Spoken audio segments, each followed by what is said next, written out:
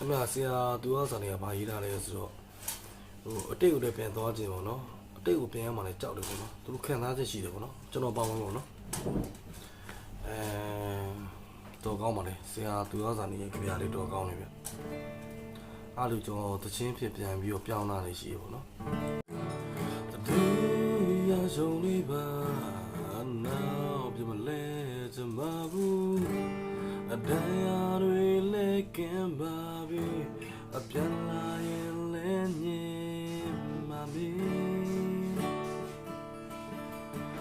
တေးရဆုံးလေးပါ